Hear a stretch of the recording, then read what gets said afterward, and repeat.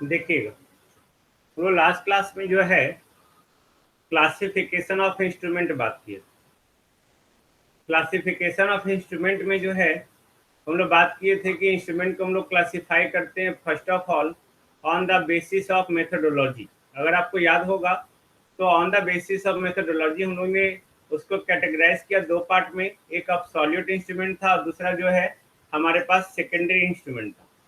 Secondary instrument जो हमारा in direct methodology पे बेस्ड था, ओके, और ये डायरेक्ट मेथोडोलॉजी पे बेस्ड, जहाँ पे आप सॉलिड इंस्ट्रूमेंट का जो है हम लोग इस्तेमाल कर रहे थे दूसरे इंस्ट्रूमेंट को कैलिब्रेट करने के लिए, या वैसा सेकेंडरी इंस्ट्रूमेंट जो ऑलरेडी कैलिब्रेटेड है उस इंस्ट्रूमेंट से हम लोग दूसरे इंस्ट्रूमेंट को कैलिब्रेट कर रहे थे। ओके, ऑलमोस्ट जितने सारे इंस्ट्रूमेंट हैं हमारे पास वो सारे इंस्ट्रूमेंट जो हैं वो सेकेंडरी इंस्ट्रूमेंट ही है जिसको हम लोग प्रैक्टिकली यूज करते हैं, और अब सॉलिड इंस्ट्रूमेंट जो हम लोग लैब में इस्तेमाल किए। उसके बाद हम लोग सेकेंडरी इंस्ट्रूमेंट को on the basis of display जो है दो पार्ट में कैटेगराइज की, एक एनालॉग इंस्ट्रूमेंट हो गया, दूसरा डिजिटल इंस्ट्रूमेंट हो गया। एनालॉग इंस्ट्रूमेंट को हम लोग फिर से दो पार्ट में कैटेगराइज किए, ओके, एक हमारा था नल डिफ्लेक्टिंग इंस्ट्रूमेंट, दूसरा था डिफ्लेक्टिंग इंस्ट्रूमेंट, ओके। फिर डिफ्लेक्टिंग इंस्ट्रूमेंट को हम लोग जो है तीन पार्ट में कैटेगराइज किए, एक हमारा था इंडिकेटिंग इंस्ट्रूमेंट, दूसरा था इंटीग्रेटिंग इंस्ट्रूमेंट, तीसरा था रिकॉर्डिंग इंस्ट्रूमेंट। और यहाँ तक हमारा इंस्ट्रूमेंट सारा पढ़ना था। जितने भी सारे इंस्ट्रूमेंट हैं आपके पास या सिलेबस में, वो सारा इंस्ट्रूमेंट जो है बस यहीं तक का कैटेगराइजेशन था। अब हम लोग इंटीग्रेटिंग इंस्ट्रूमेंट के लिए हम लोग on the basis of essentiality हम लोग बात किए थे, there are three essentials. First one is the deflecting torque, second one is the controlling torque and third one is the damping, okay. जिसमें हम लोग बात किए थे, ओके, कि फर्स्ट में डिफ्लेक्टिंग टॉर्क होता क्या है, डिफ्लेक्टिंग टॉर्क हम लोग क्या हम लोग इसको डिफाइन कैसे करते हैं। कंट्रोलिंग टॉर्क के लिए हम लोगों ने दो मेथड बताया था, okay, gravity control, speed control, और डैम्पिंग के लिए हम लोगों ने चार मेथड बताया था, air friction, fluid friction, eddy current and electromagnetic damping. तो सबको हम लोग एक एक करके पहले डिस्क्राइब करेंगे, और जितने सारा था डिफिनेशन आप लोगों को समझ में आया होगा आई थिंक। नहीं समझ में आ गया था आप लोग को ना? अब हम लोग यहाँ पे बात कर रहे हैं एसेंशियल्स ऑफ इंडिकेटिंग इंस्ट्रूमेंट के बारे में, कि जिसमें क्वेश्चंस बनता है जो आपके एग्जाम में आएगा भी। आपने देखा होगा कि आपके नोट्स में लास्ट में जो है कुछ क्वेश्चंस भी लिखा हुआ है ना, ओके, जिसमें आपको वो सब टाइप का क्वेश्चन जो आपके एग्जाम में पूछेगा, ओके। यहाँ पे जो क्वेश्चंस हैं वो क्वेश्चंस ये था कि what are the essentials of indicating instrument. Indicating instrument का एसेंशियल्स क्या है, okay, and also describe that why damping is very necessary for an indicating instrument. कोई भी इंडिकेटिंग इंस्ट्रूमेंट हो हमारा, कोई भी, उस इंडिकेटिंग इंस्ट्रूमेंट के लिए डैम्पिंग का रिक्वायरमेंट जो है सबसे ज्यादा है, ओके, डैम्पिंग का इंस्ट्रूमेंट, ओके। अब हम लोग यहाँ पे देखते हैं कोई भी इंडिकेटिंग इंस्ट्रूमेंट हो हमारा, इंडिकेटिंग यानी कि pointer and scale arrangement, this one, ये स्केल और ये पॉइंटर, ओके, ये स्केल हो गया जिसमें इस तरह से आपका जो है अकॉर्डिंग टू मेजरमेंट क्या मेजर करना है उसके अकॉर्डिंग आपका स्केल बना हुआ है ना, और ये पॉइंटर है आपका, दिस वन, ओके। अब कोई भी इंडिकेटिंग इंस्ट्रूमेंट, ओके, कोई भी इंडिकेटिंग इंस्ट्रूमेंट, वो इंडिकेटिंग इंस्ट्रूमेंट का रिक्वायरमेंट जो है वो तीन फोर्स है, they are three forces, okay, और टॉर्क, जिसमें फर्स्ट वन जो है वो हमारा डिफ्लेक्टिंग टॉर्क और फोर्स है, कंट्रोलिंग टॉर्क और फोर्स है, and third one is the damping, okay. यानी कि ये पॉइंटर स्केल पे कभी तभी इफेक्टिवली इंडिकेट करेगा तब जब वहां पे ये तीनों का तीनों फोर्स का हम लोग यहाँ पे कैलकुलेशन कर ले, ओके। यानी कि कोई भी इंडिकेटिंग इंस्ट्रूमेंट के लिए तीनों फोर्स का वहां पे होना बहुत जरूरी है, डिफ्लेक्टिंग का, कंट्रोलिंग का, साथ साथ डैम्पिंग का, ओके। अब इसको हम एक एक करके डिस्क्राइब करेंगे, what is the deflecting torque और फोर्स। तो नाम ही बता रहा है, इसका नाम क्या है, डिफ्लेक्टिंग,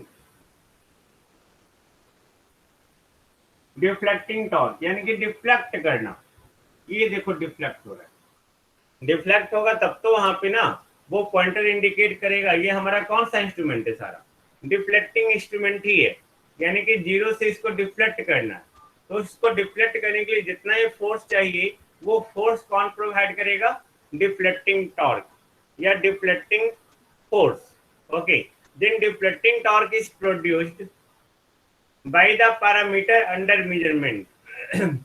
जिस पैरामीटर को आप मेजर कर रहे हैं, ऑफकोर्स उसी पैरामीटर का रीडिंग यहाँ पे स्केल पे होगा, है ना। जिस पैरामीटर को अभी आप रीड करना चाहते हैं, जिस पैरामीटर को मीटर करना चाहते हैं, जैसे एम्पियर है तो उसमें एम्पियर के टर्म में होगा, मीटर है तो जैसे आपका वोल्ट मीटर है तो आपका वोल्टेज के टर्म में होगा, है ना। जैसे पावर होगा वाट मीटर तो आपका जो है वाट के टर्म में होगा। ओके, देन यहाँ पे जो डिफ्लेक्टिंग टॉर्क जो हम लोग बात कर रहे हैं, deflecting torque is produced by the parameter under measurement. जिस पैरामीटर को भी आप मेजर कर रहे हैं, ओके, जिस पैरामीटर को भी आप मेजर कर रहे हैं वो पैरामीटर अंडर मेजरमेंट जो होगा, okay, due to any one effect of the electric current और इलेक्ट्रिसिटी, जिसको हम आगे डिस्क्राइब करेंगे। ये डिफ्लेक्ट कैसे हो, मान लेते हैं आप करंट को मेजर कर रहे हैं या वोल्टेज को मेजर कर रहे हैं, तो इसके चलते जो इफेक्ट होगा इलेक्ट्रिसिटी का, उसके चलते उसके कारण जिस पैरामीटर को हम यहाँ पे मेजर कर रहे हैं वो पैरामीटर के कारण जो है ये डिफ्लेक्ट होगा। अब यहाँ पे मैंने जो बात कर रहा हूं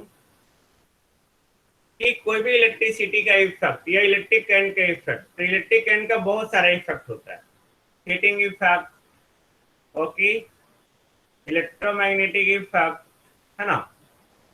और सारा इफेक्ट अगर हम लोग बात करें, मैग्नेटिक इफेक्ट, कहीं भी करंट में कंडक्टर फ्लो करा ऑफकोर्स मैग्नेटिक इफेक्ट, तो वो सारे इफेक्ट का यूटिलाइज करके होल इफेक्ट जो होता है वो वोल्टेज के कारण होता है मजबूती, ओके, वोल्टेज के कारण होता है।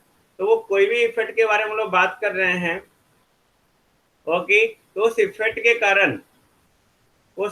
कारण पॉइंटर जीरो से कितना दूर डिफ्लेक्ट हो रहा है, ओके, जितना दूर डिफ्लेक्ट हो रहा है that is the deflecting torque. यानी कि the utility of deflecting torque is to deflect the pointer away from the position, यानी कि इस पोजीशन से अवे डिफ्लेक्ट करेगा। हेंस इसको हम लोग डिफ्लेक्टिंग सिस्टम और मूविंग सिस्टम भी कहते हैं। जिस सिस्टम के द्वारा ये टॉर्क प्रोड्यूस हो रहा है, ओके, उस सिस्टम को जो है हम लोग मूविंग सिस्टम या डिफ्लेक्टिंग सिस्टम भी कहते हैं। ओके, नाउ इस टॉर्क को हम लोग ऑपरेटिंग टॉर्क भी कहते हैं।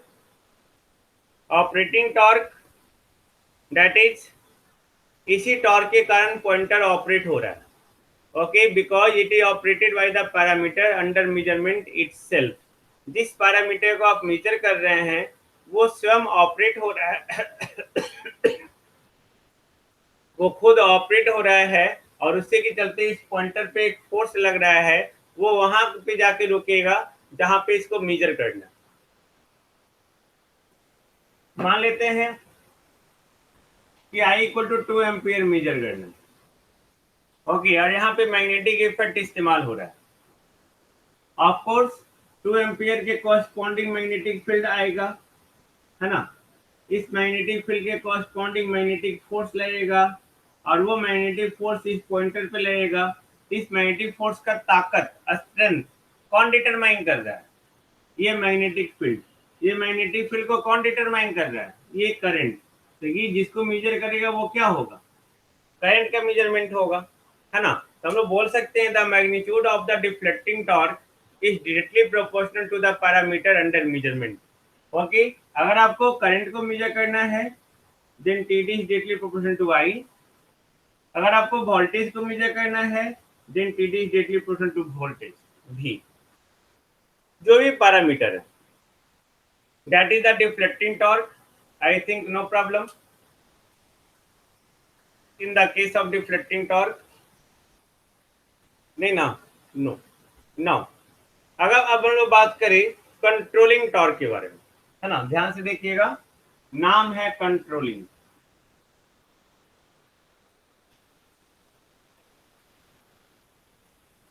इसको टीसी से डिनोट करते हैं, इसको टीबी से डिनोट करते हैं। ओके, यानी कि कंट्रोल करना। इस टीडी के कारण जो फोर्स लगा ये 0 पोजीशन से अवे जा रहा है, वहां तक जा रहा है जहां तक उसका जो है स्ट्रेंथ का था, चाहे वो वोल्टेज का हो चाहे वो करंट का हो। ओके, तो वो डिफ्लेक्ट होके उस पोजीशन पे चला गया जहां पे उसको रीडिंग करना था।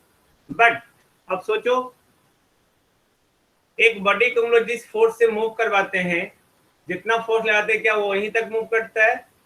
नहीं। जिसे हम लोग यहाँ पे एक फैन को चलाए, फैन में हम लोग एनर्जी दिए, इलेक्ट्रिकल एनर्जी इनपुट दिए, फैन मूव करने लगा। ओके, बट क्या स्विच ऑफ करने के बाद फैन सडनली बंद हो गया? स्विच ऑफ करने के बाद सडनली नहीं बंद हुआ। क्यों नहीं बंद हुआ? क्यों नहीं बंद हुआ? Because of their momentum, because of their velocity, because of their kinetic energy, है ना, बिकॉज ऑफ देयर इनर्शिया, उसके कारण वो मूव नहीं कर पाया। ओके, उसके कारण वो मूव नहीं कर पाया। इन दैट केस जो है, जो भी कंट्रोलिंग टॉर्क है, यानी कि उसको कंट्रोल उसके चलते वो आगे, जैसे हमारा जो है ये मूव कर रहा था, यहाँ पे आके इसको रुक जाना चाहिए था, लेकिन नहीं रुक के ये क्या हो सकता है, ये आगे बढ़ता चला जाए। किसके कारण? इस डिफ्लेक्टिंग टॉर्क के कारण। क्योंकि यहाँ पे आने वाला, इसके पास मूव करने के कारण जो है, मूविंग सिस्टम होने के कारण वहां पे एक वेलोसिटी आ गया, और जब वेलोसिटी आ गया तो उसके पास जो है वो आगे भी मूव करेगा। ओके, यहाँ तक तो मूव किया ये अपने इफेक्ट के कारण, अपने स्ट्रेंथ के कारण, लेकिन इसके आगे भी मूव कर सकता है because of their kinetic energy. Okay, और तो हम लोग यहाँ पे डिफ्लेक्टिंग टॉर्क के बाद जो कंट्रोलिंग टॉर्क का स्टडी कर रहे हैं, देन कंट्रोलिंग टॉर्क और force that is required in an indicating instrument, that is very very requirement, कि इसको यहाँ तक ले जाए कंट्रोल करते हुए। तो कंट्रोल करने के लिए इसके अपोजिट में एक टॉर्क लगना चाहिए, तब तो कंट्रोल करेगा ना। नहीं, एक अपोजिट में टॉर्क लगना चाहिए जो इसको कंट्रोल करते हुए वहां तक ले जाए जहां तक इसको रीडिंग देना है। यानी कि हम लोग बोल सकते हैं द फोर्स और torque required in an indicating instrument which produce deflection of the pointer directly proportional to its magnitude under measurement। यानी कि जिस पैरामीटर को मेजर करना चाह रहे हैं उसके मैग्नीट्यूड क्या वो डायरेक्टली प्रोपोर्शनल है। Okay, that is the controlling torque. Now यहाँ पे कंट्रोलिंग टॉर्क का दो यूटिलिटीज है। पहला यूटिलिटी, इसको कंट्रोल करते हुए यहाँ पे ले जाए, यानी कि the controlling torque brings the pointer to rest. अब यहाँ पे ये टीडी के कारण अगर सिर्फ जाता तो यहाँ पे ये रेस्ट पोजीशन में नहीं आता, ये फर्दर आगे मूव करते जाता, है ना। लेकिन अगर हम इसके अपोजिट डायरेक्शन में टीसी लगा रहे हैं, उसके मैग्नीट्यूड का जो डायरेक्टली प्रोपोर्शनल है, ओके, तो ये फाइनली इस पॉइंटर को इस पोजीशन पे रेस्ट पे ले आना होगा। That is the function of, that is the utility of controlling torque. Okay, ये हम लोग बोल रहे हैं pointer to rest under steady state condition. जैसे हमारा फैन मूव कर रहा है, तो फैन मूव कर रहा है तो हम लोग स्विच ऑन किए और फैन मूव कर रहा है, तो कंटिन्यूअस जो है एक समय आ रहा है जहां पे इसको कांस्टेंट स्पीड मिल रहा है ना। यानी कि इसके अपोजिट डायरेक्शन में भी एक फोर्स काम कर रहा होगा जो इसको कांस्टेंट स्पीड पे मूव करने के लिए मजबूर कर रहा होगा। ओके, तो यहाँ पे ये उसके अपोजिट आपका हुआ मूव करवाने के लिए एक उल्टा, सो दैट की कांस्टेंट वेलोसिटी से मूव करे। और इसको अच्छे से देख सकते हैं, एक बॉडी है जिसका मास m है, इसमें फोर्स F लगा है। अगर ये फ्रिक्शन लेस सरफेस है तो ये कांस्टेंट वेलोसिटी से मूव करेगा या एक्सीलरेशन से? ऑफ कोर्स ये एक्सीलरेट होगा जब आप फोर्स लगाएंगे तो। लेकिन अगर इसको कांस्टेंट वेलोसिटी से मूव करना होगा तो इसकी ऑपोजिट में इक्वल अमाउंट में एक फोर्स लगेगा, तब ये कांस्टेंट वेलोसिटी से मूव करेगा, है ना। सेम कंडीशन यहाँ पे भी है कि टीडी और टीसी एक इंस्टेंट है, जिस इंस्टेंट पे जाके ये दोनों जो है ये अगर बराबर हो जाएगा तो नेट टॉर्क यहाँ पे क्या हो जाएगा? जीरो। नेट टॉर्क यहाँ पे जीरो हो जाएगा तो यहाँ पे वो पॉइंटर क्या होगा? रीडिंग देने लगेगा। ओके, यानी कि हम लोग बोल सकते हैं कंट्रोलिंग टॉर्क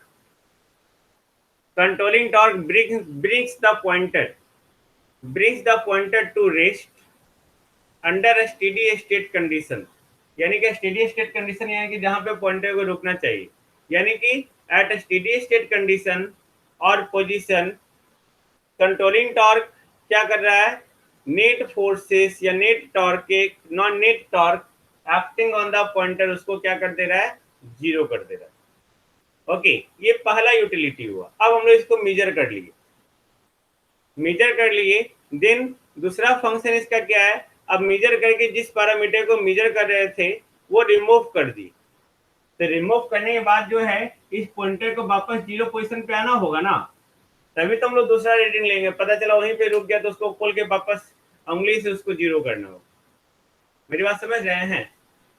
जैसे आपने मेजर किया तो मेजर करने के बाद फिर ऑटोमेटिकली जो उसको जीरो पोजीशन पे आ जाना चाहिए, यानी कि हम लोग बोल सकते हैं the controlling torque brings the pointer back मतलब वापस ओके, कहाँ ले जाएगा, जीरो पोजीशन पे।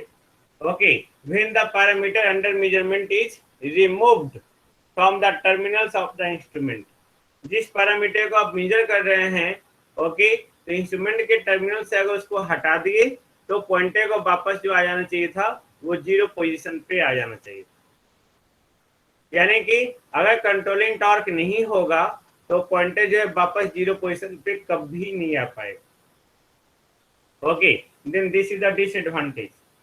ओके, तो अगर आपसे को पूछता है तो आप बता सकते हैं controlling torque have two utility.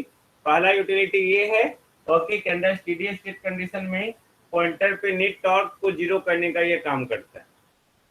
Okay, दूसरा यूटिलिटी ये है कि जब हम लोग जिस पैरामीटर को मेजर कर रहे थे उसको मेजर करने बाद अगर रिमूव किए तो पॉइंटर को वापस जीरो पोजीशन पे लाने के लिए भी हम लोग कंट्रोलिंग टॉर्क का इस्तेमाल कर रहे हैं। ओके, नाउ कंट्रोलिंग टॉर्क जो है इंडिकेटिंग इंस्ट्रूमेंट में जो प्रोड्यूस हो रहा है, जिस कंट्रोलिंग मैकेनिज्म के द्वारा प्रोड्यूस हो रहा है वो दो तरह का कंट्रोलिंग मैकेनिज्म। पहला ग्रेविटी कंट्रोल मैकेनिज्म, दूसरा स्प्रिंग कंट्रोल मैकेनिज्म। ओके, जिसको हम लोग जो है नेक्स्ट क्लास में करेंगे, इसका फिगर बनाना होगा। Okay, I think no problem.